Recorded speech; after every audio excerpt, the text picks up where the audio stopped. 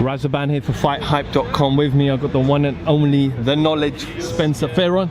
Spence, been a while. Yeah, it has been, man. It has been, but you know what I mean. Alhamdulillah. You know what I mean. Good to be speaking to you right now, bro. We're here today. It's the first event of the week. It's the media week for Dillian Whyte and Oscar Rivas. Let's jump straight into the main event. Dillian Whyte obviously has been waiting for that big fight, that big title fight, the WBC shot, which we'll come to in a minute. Oscar Rivas doesn't speak English. Obviously had that very close fight with Brian Jennings where he knocked him out in the last round. He was probably losing that fight. Yeah. Break this fight down for me. I think the key for Dillian will be his jab, because he's a taller of the two. And usually if you go watch Dillian's other fights, he hasn't been the imposing factor in height. So if Dillian can trigger his jab, you know, like before Dillian used to throw his jab and he snatch it to pull it back. Now he doesn't, he throws it out like before. Dillian be throwing his jab like to try and punch through the target. Now what Dillian does when he throws his jab, he tries to explode on impact, which that's what you're meant to try and do anyway. And so he does that with his jab.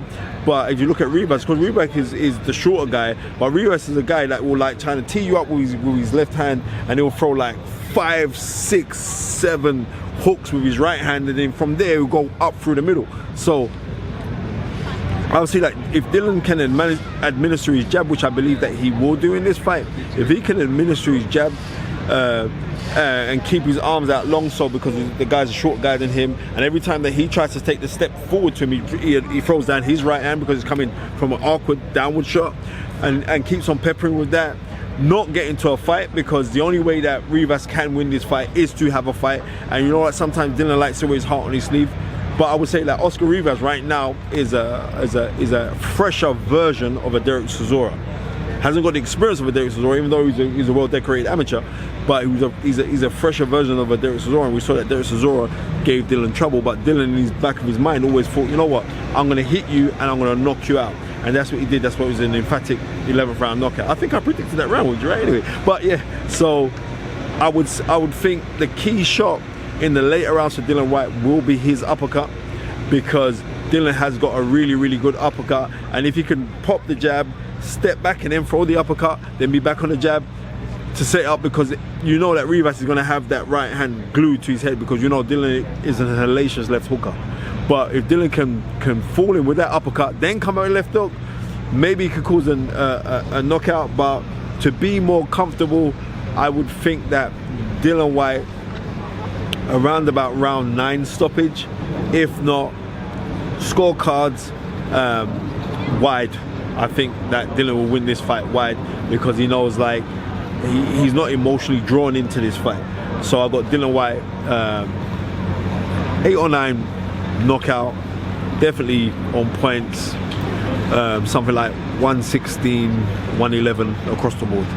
Is Dillian Whyte the most improved heavyweight out there?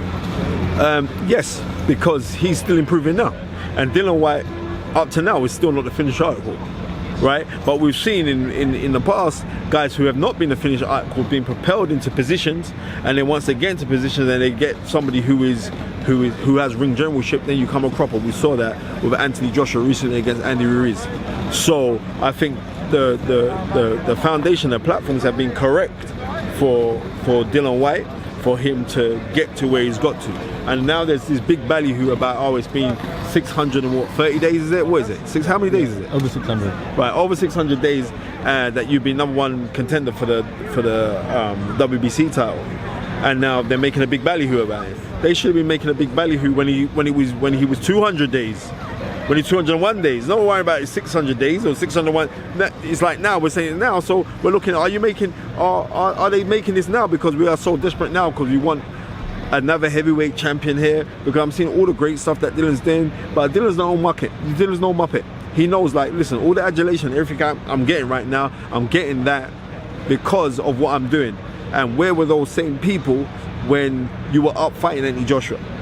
Where were those same people, and how they were looking at him like, I remember those days. And the reason why I remember, because Dillian's my boy. Yeah, I mean, don't get twisted, I love Anthony Joshua, but Dillian's still my boy.